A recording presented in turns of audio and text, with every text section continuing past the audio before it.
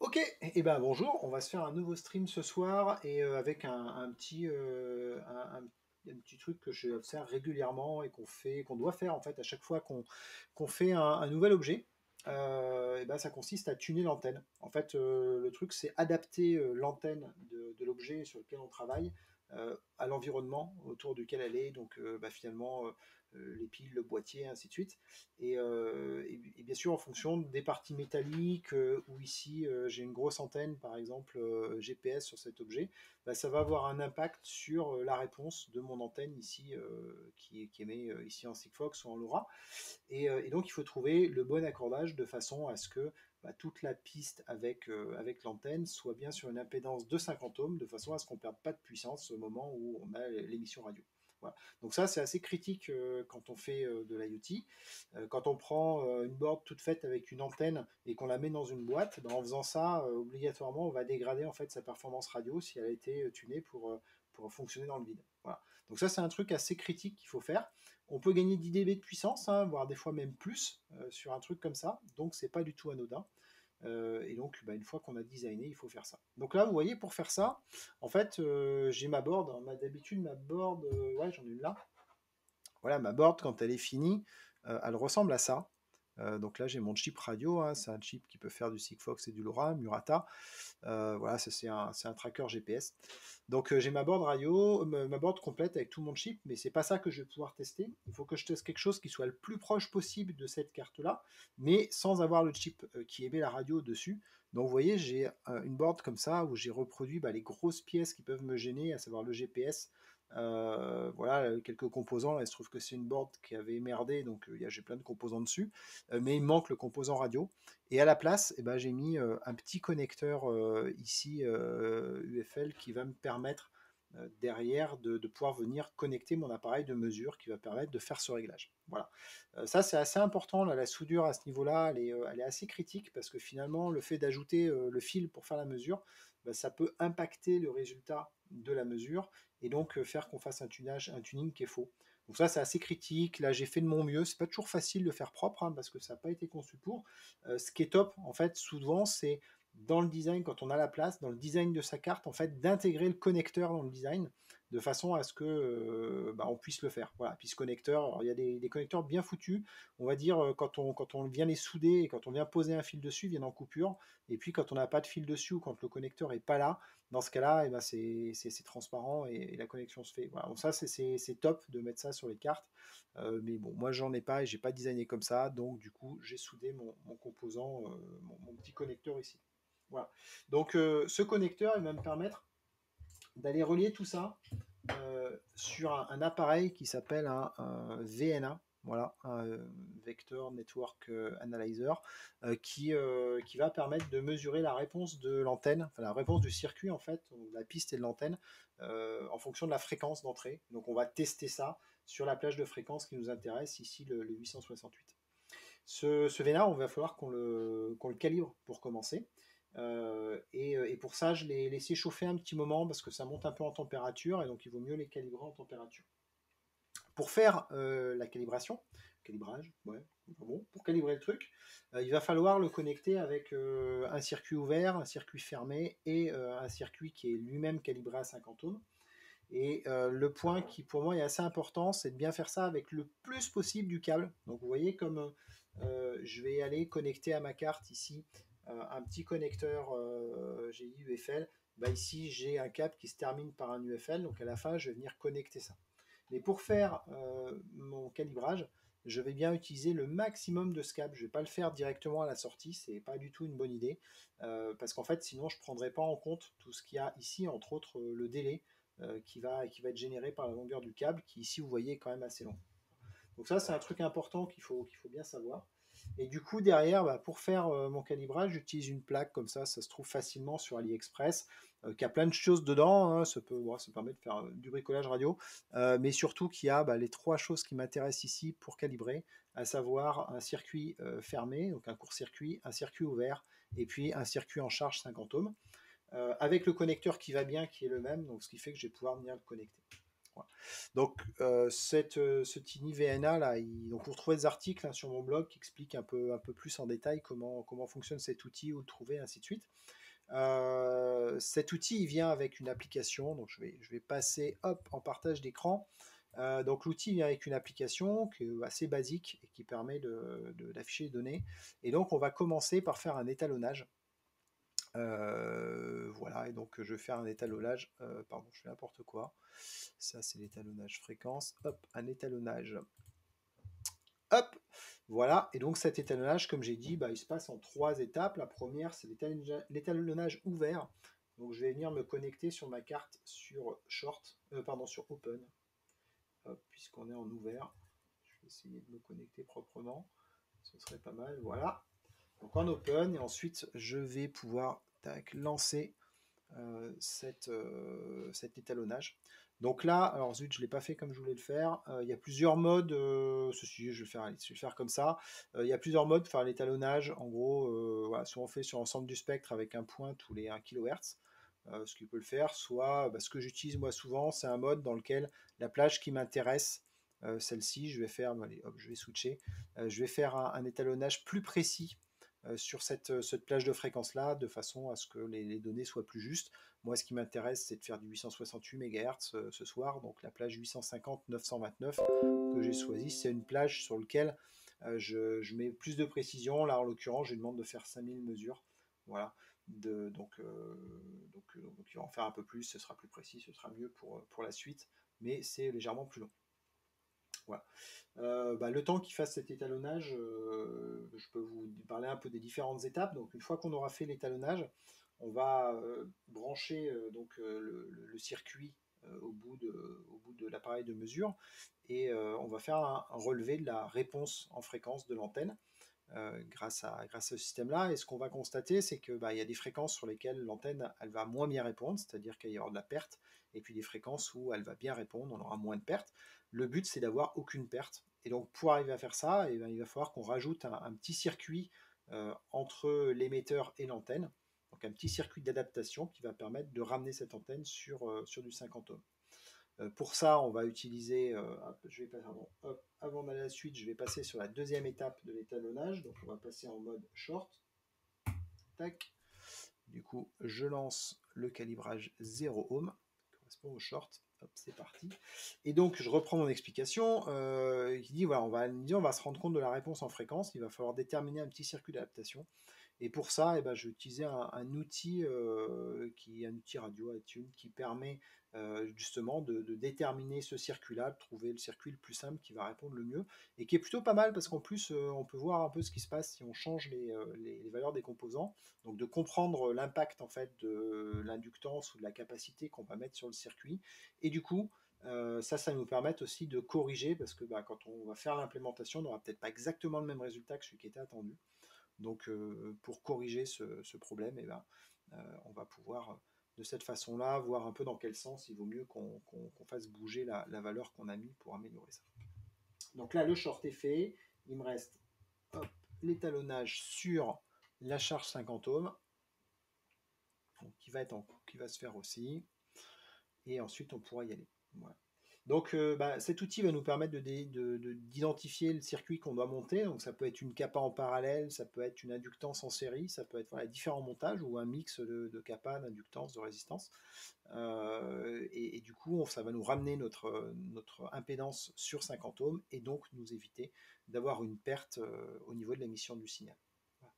Donc quand on a fait ces réglages-là, c'est bien de les vérifier aussi en vrai en mesurant la puissance radio qui sort avant et après, parce que des fois on peut avoir l'impression que l'appareil de mesure nous donne un résultat qui est top, et puis en fait plutôt perdre un petit peu de puissance en vrai, tout simplement parce que il peut y avoir une différence entre ce qu'on a mesuré sur un circuit dans un environnement et puis la réalité quand on a mis sur le circuit finalisé. Voilà. Mais ça, on va pas aller jusque-là aujourd'hui. Donc là, j'ai fait mon étalonnage, je le mets à jour, donc je suis prêt à faire une mesure, mais donc maintenant, pour faire la mesure, il faut que je remonte mon circuit. Donc on va repasser en mode up où on se voit un petit peu mieux sur la caméra.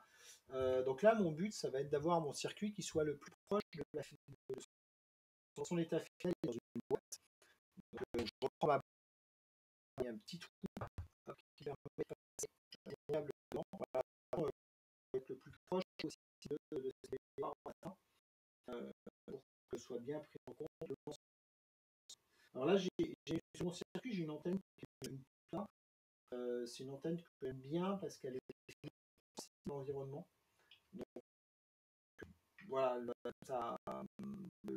l'adaptation que je vais avoir à faire en fait va pas être si je mets des pistes sur la boîte et compagnie, un petit peu, mais les techniques assez compactes, par exemple, vont avoir un impact. Mais si vous mettez une pile derrière, par exemple, il faut faire très attention à ça, sur une table ou en l'air. Il faut faire attention à la façon dont le système sera utilisé en vrai. Il y a des objets dans la main, par exemple, on va faire les mesures en temps, ça impacte le résultat.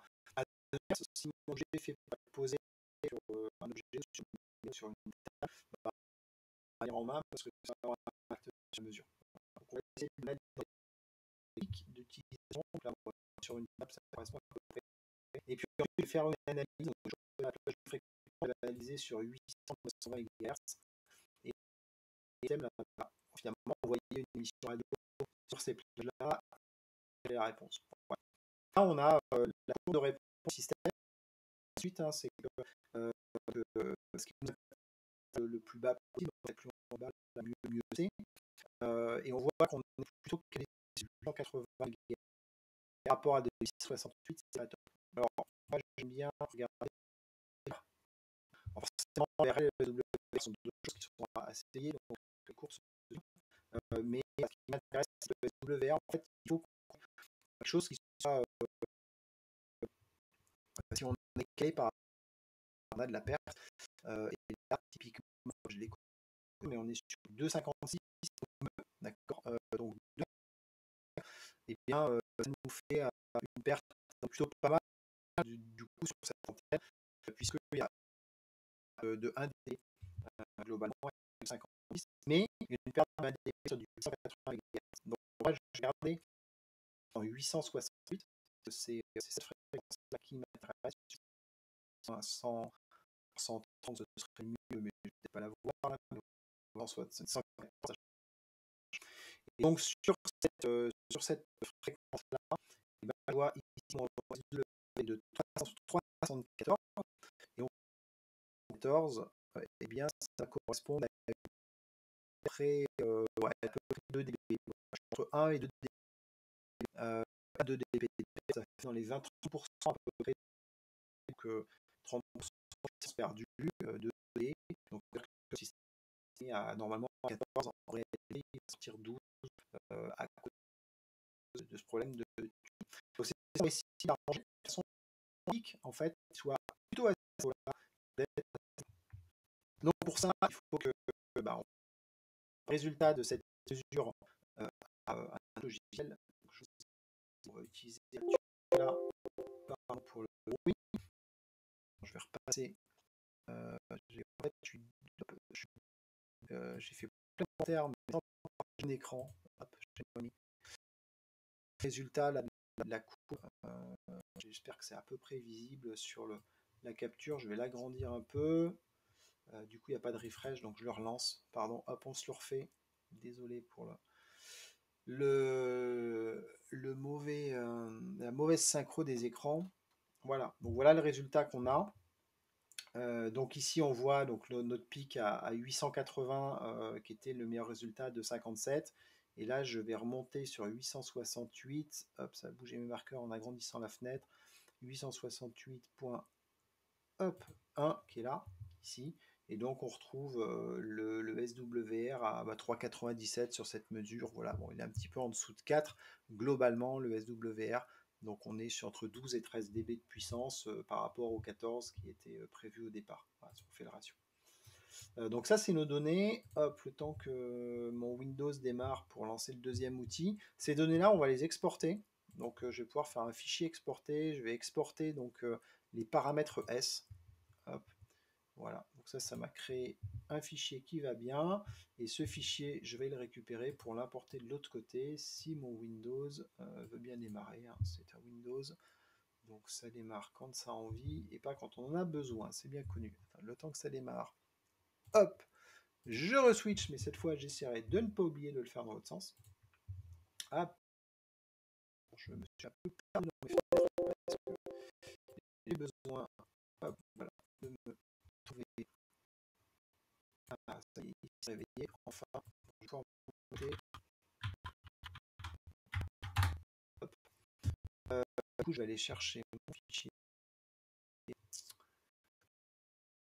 Tout de suite dans l'immédiat, le temps que je récupère juste le fichier dont j'ai besoin. Tac, export, tac, et puis il faut que j'ouvre une deuxième fenêtre, ouvrir au mauvais endroit. Là.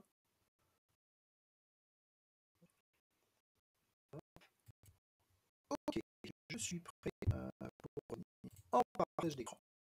Voilà, donc du coup, je vous ai dit, j'ai fait un export entre S. Ça génère un fichier qui apparaît là. Alors, il s'en rajoute, il est avec la date du jour. Voilà, il est ici. Donc 11-26, c'est aujourd'hui. De l'autre côté, je vais lancer mon logiciel Attune. Donc Attune, c'est un logiciel qui est gratuit, donc c'est pratique. Alors je crois qu'il y a une licence, donc peut-être quelque chose un peu limité, on va dire, mais en tout cas, voilà, il y a l'avantage de pouvoir s'utiliser gratuitement. Donc ça, c'est bien pour ce type de soft, parce que souvent, ils sont assez chers. Et là, je vais aller chercher, donc les données, je les copie, moi, sur un répertoire qui est partagé pour les partager avec ma VM. Du coup, on revient et j'ai mon fichier qui est là. Donc je vais le charger, on va retrouver la même chose que ce qu'on a. Bon, après l'échelle en effet peut varier, donc là on n'a pas tout à fait la même échelle que ce qu'on avait ici. Mais globalement on retrouve la même chose. Et si on regarde en efficiency, voilà, on va retrouver ce que je vous ai dit tout à l'heure, c'est-à-dire que on est autour de 80%, c'est-à-dire qu'on a perdu 1 dB quand on est dans les 880, et puis nous, notre marqueur, il est là, hein, notre marqueur à 868, et ici, on est à un petit peu moins, entre 60 et 70% de puissance. Donc c'est pas anodin, hein, c'est 2 dB qu'on a perdu. N'oubliez pas, en dB, 3 dB égale 50%. Donc forcément, à 2 dB, on a perdu un peu. Donc ce qu'on va faire maintenant, c'est que on va optimiser ça. Donc l'outil est plutôt bien fait pour ça. Je vais dans optimisation. J'ai Find Base Circuit, donc quel est le meilleur circuit que je peux trouver, et je peux choisir entre un circuit à un composant, deux composants, trois composants ou quatre composants. Donc c'est avec le circuit le plus simple, un composant, ça évitera de faire trop de modifications. Voilà. Et là, avec un composant, vous voyez qu'il me trouve une optimisation qui, sur la fréquence qui m'intéresse, est au-dessus de 90%. Donc avec un composant, je peux arriver à optimiser ça. On va regarder tout à l'heure ce que c'est, mais on va regarder ce qu'on peut changer d'autre. Si je mets deux composants, avec deux composants, vous voyez, le centrage est mieux. On arrive à être vraiment pile poil sur la fréquence qui nous intéresse et monter encore un petit peu au-dessus, vers 95%, ce qui est plutôt pas mal. Moi, voilà, quand je peux se faire avec un seul composant, je trouve que c'est pas mal. Alors là, ça m'arrange. Et puis, vous voyez, ça n'est pas une grosse différence. Donc, du coup, je vais partir plutôt sur cette solution-là. Et puis, on va aller voir le composant qui est le circuit qui me propose. Donc là, j'ai un onglet circuit qui me permet de voir ça. Et donc, je vois que la proposition qu'il fait, en fait, c'est simplement en série, sur ma ligne, d'aller rajouter une inductance de 12 nanohenry. Donc ça m'arrange bien parce que moi, mon circuit sur ma board, c'est un circuit comme ça, avec finalement, c'est un circuit en pi, avec deux composants que je peux mettre en parallèle et un composant en série. Donc quoi qu'il arrive, je suis obligé de mettre un composant en série, je mets une résistance R0. Mais là, en fait, du coup, je remplacerai la résistance L0 par une inductance. Et du coup, pour moi, c'est un circuit qui est facile à souder et plutôt pas mal. Et qui donne un résultat qui est plutôt efficace. Alors, il y a un truc que j'adore aussi sur cet outil-là, c'est que si je prends ce composant-là et que je change sa valeur, si vous regardez la courbe là, vous allez voir que ça fait bouger la courbe. Voilà. Donc par exemple, je peux me dire que voilà, si au lieu de mettre une 12, je mets une 10 par exemple, vous voyez, on a un petit peu moins optimum. C'est-à-dire qu'on a un peu moins en performance qu'on avait avant. Par contre, on est un peu mieux centré. Donc après, c'est un choix hein, de se dire, voilà, je mets une 12, je gagne un petit peu, je mets une 10, éventuellement, je vais être là. Ce choix, il peut aussi être fonction des composants que j'ai à dispo dans mon stock. Voilà, donc là, il me faut une 10 ou une 12 que je vais mettre en série sur mon circuit. Et ça devrait normalement me donner ce résultat-là et donc me permettre d'avoir un gain intéressant. Voilà. Donc voilà comment on va faire pour tuner l'antenne. Là, tout de suite, je vais faire la manip, donc de changer ça. Et du coup, après, mais je ne vais pas le finir, ça va être un petit peu long. Donc on va en rester là sur cet épisode. Mais vous voyez, l'idée, c'est que je vais faire cette mesure. Je vais changer le composant de façon à mettre cette inductance et je vais refaire la mesure derrière parce que ça, c'est la théorie en fait qu'on est en train de regarder. Donc je vais refaire la mesure avec mon circuit modifié et je vais voir si j'ai ce qui est attendu ou pas. Et si ce que j'ai est différent de ce que j'ai attendu, je sais pas, c'est un peu plus à droite ou un peu plus à gauche, par exemple, ça va souvent être ce genre de choses, et ben potentiellement, je vais pouvoir ici aller me dire, tiens, si je mets hop, si je change, par exemple, je mets une 8, ça me décale dans ce sens-là. Voilà, vous voyez, hop, une 8, ça me décale sur la droite. Bah, si j'ai besoin de me décaler un peu sur la droite, je vais baisser un petit peu mon inductance et du coup, bah, ça va globalement se compenser. Voilà. Et je vais pouvoir faire comme ça un petit peu en essai et retry. Il y a plein d'autres façons de le faire. C'est pas la méthode la plus académique que je suis en train de vous expliquer ici, mais en tout cas, c'est assez efficace et avec du matériel pas cher, c'est globalement le mieux qu'on puisse espérer. Voilà. Donc voilà comment on fait un tuning d'antenne. Voilà comment on récupère. Bah, vous avez vu, là je monte à 90, j'étais en dessous j'étais à 65, donc je viens de récupérer 30% de puissance en rajoutant une petite capa et ça va me permettre d'avoir un objet qui est optimum et qui a une portée qui est bien meilleure que si j'avais pas tuné l'antenne. Voilà. Et cette étape-là, c'est une étape vraiment importante dans un design d'objet. Bon ben voilà, merci d'avoir écouté ce petit tuto tuning d'antenne. Et puis à bientôt pour un autre enregistrement Twitch. Ciao les gars, à bientôt.